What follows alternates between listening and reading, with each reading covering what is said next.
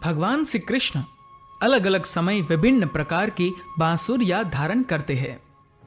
गौचरण के समय श्री कृष्ण धारण करते हैं आनंदिनी बांसुरी। आनंदिनी बांसुरी बांस की बनी होती है। इस बांसुरी के छिद्रों व मुखरंध्र, मुख से बजाए जाने वाले छिद्र में 14 अंगुल की दूरी होती है।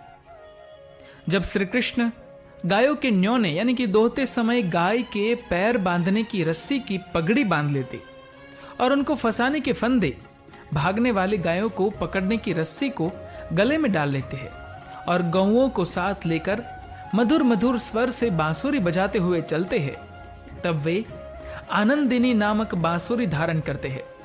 यह बांसुरी श्री कृष्ण और उनके सखाओं को बहुत प्रिय है। आनंदिनी वंशी ध्वनि को सुनकर भावावेश के कारण हजारों गाये और बछड़े श्री कृष्ण को घेरे चुपचाप खड़े हो जाते। उनके आंखों से आंसू बहने लगते तथा कान खड़े हो जाते।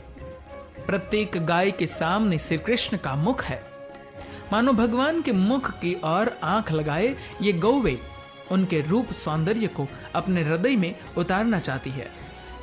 इसलिए उन्होंने आंखों पर आंसुओं का पर्दा डाल दिया है। गायों की जैसी ही दशा उनके बछड़ों की भी है। दूध पी रहे बछड़े अपना मुंह ऊपर करके दोनों कानों का दोना बनाकर अमृत रूपी वेणुनाद को पीने लगते हैं, ताकि वंशीनाद रूपी अमृत की एक भी बूंद कहीं पृथ्वी पर गिर न पड़े। ये भगवान की आनंदिनी वंशी का कमाल है कि गाय और बछड़ों को अपनी देह की भी सूध नहीं रहती है। रास के समय श्री कृष्ण धारण करते हैं महानंदा बांसुरी। यह सोने की बनी बांसुरी होती है। इस बांसुरी में 9 छेद होते हैं। यह 17 अंगुल लंबी होती है व छिद्रों व मुखरदंद्र के बीच की दूरी 10 अंगुल की होती है। शरद पूर्णिमा की रात्रि में रास के समय श्री कृष्ण महानंदा नामक बांसुरी धारण करते हैं। इसे सम्मोहिनी, भुवन मोहिनी या महानंदा बांसुरी भी कहते हैं।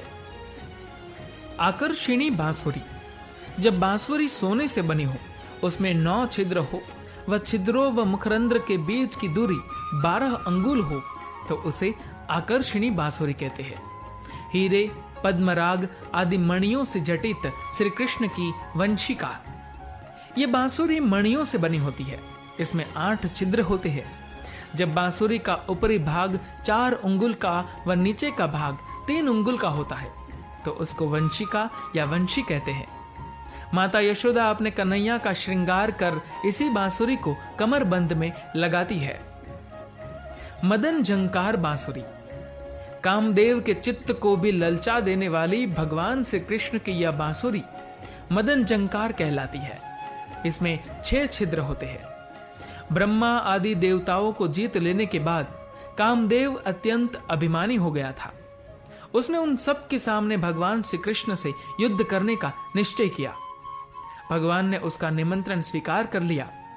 रास के समय कामदेव जब अपने दल बल सहित आया, तो भगवान का परम सुंदर रूप लावण्य देखकर वह मदन झंकार बांसुरी के उन्मद नाद से धूल में मिल गया। रासलीला भगवान की कामजय लीला है, इसीलिए श्री कृष्ण को साक्षान मनमथ अर्थात मनमथ को भी मत देने वाला कहते हैं। धन्यवाद।